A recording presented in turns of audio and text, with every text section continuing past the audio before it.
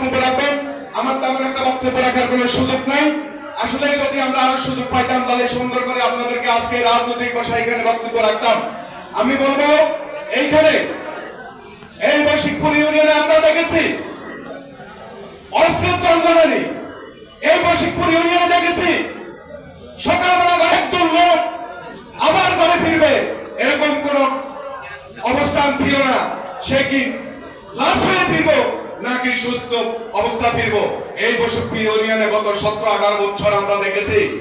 আমরা দেখতেছি একটি বাহিনী ওই প্রেসিডেন্ট সরকার এইখানে আমরা নিজেরা সাদাবাদী লুটপাট নিয়ে নিজেরা একজনকে হত্যা করে আমাদের নেতা কর্মীদেরকে ওই মার্ডার কেসের আসামি করেছেন। আপনার 7, 8, 9, 10টা মার্ডার কেসের আসামি করেছেন। আমাদের বিএনপি যুবদল ছাত্রদল স্বেচ্ছাসেবক দলের নেতা কর্মীদেরকে এইখানে কোন নেতা কর্মী এই এলাকার ঘর বাড়িতে থাকতে পারেন নাই, এলাকার দোকান পাটে ব্যবসা করতে পারেন নাই, এলাকার মানুষের মতো মানুষ ওই এখানে বসবাস করতে পারেন নাই ওই প্রেসিডেন্ট সরকারের কারণে।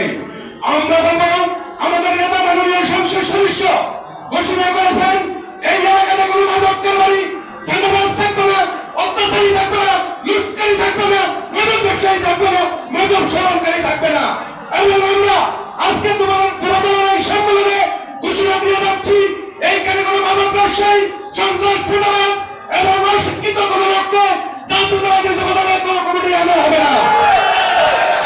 আমরা মামুন খানের নির্দেশে আমাদের মাননীয় সংসদ সদস্যের ওনার সাথে পরামর্শ করে, আমাদের জেলা যুবদলের সাথে পরামর্শ করে, থানা যুবদলের সাথে পরামর্শ করে, ইউনিয়ন বিএনপির সাথে পরামর্শ করে এবং থানা বিএনপির সাথে পরামর্শ করে আমাদের জাতীয়তাবাদী যুবদলের কমিটি ঘোষণা করা হবে।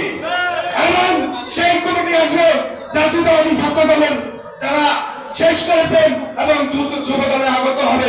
আমরা ছাত্র দলের থেকে সেই কমিটিতে অন্তর্ভুক্ত করবো সকলকে।